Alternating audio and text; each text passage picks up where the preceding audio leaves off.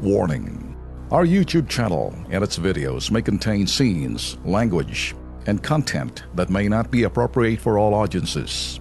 These videos include surveillance footage, undercover pursuit of suspects, actual police and rescue operations, and fearless confrontations. If you do not approve of the content, please do not watch our videos.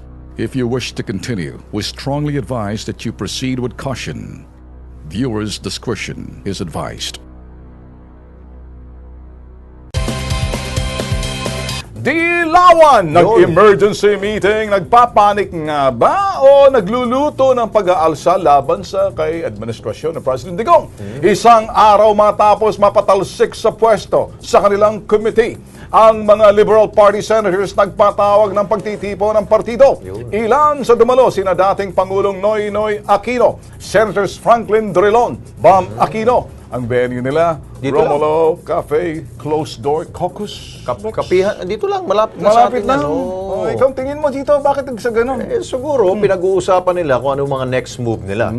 Dahil nga ho, nawala na ho ng mga committee chairmanship, ang ilan po mga LP senators, parang sinasabi nila, ito na naman kami tinanggal dyan dahil kami ay very vocal sa mga kumukontra kami sa mga gustong ipasa ng mga batas ng ating Pangulong Duterte. Itong tanong, bakit may saysay pa ba kayo kahit na magtitipon-tipon kayo? Yan lang siguro, I'm sure ang pinag-usapan doon, tayo ay confirmed minority na tayo. Hindi na tayo nagpapanggap na majority. Di tulad dati, nakasama tayo sa majority, super majority. Ngayon, full-fledged, kayo? Minority na ho kayo. Ngayon, so, anong gagawin ninyo?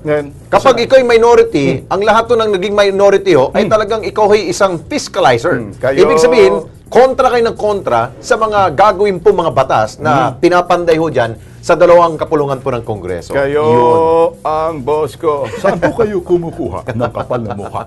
Sabi ni Vic Mabagos, pareho, Boss Ben. Tama lang ang nangyari sa kanila. Masyado silang mayabang dati. Kayo ang boss ko. Ngayon, nagtatagpo sila nakatagpo sila ng katapat ni sa Duterte administration. Saan po kayo kumukuha ng kapal na mukha? Si Jessa Ahon, siyempre lahat ng kasamaan gagawin nila, pero wala pong kasamaan na forever na nagtatagumpay. Kayo ang boss ko. Si Alex Benigay, pareho sila, Sir Ben. Kung titingnan, may takot sila dahil hindi sila uubra sa kahalagahan na kahangalan. Kahangalan. At magluluto at gagawa ng panibagong istorya ng pag-alsa. Saan po kayo kumukuha? Kapal na mukha. Si Sora Casio, nagluluto ng bagong pag-aalsa, talagang hindi sila titigil hanggat di nagkakagulo dito sa Pilipinas. Ganyan mga LP, sabi ni Sora ho yan. Ayun na. Ayun.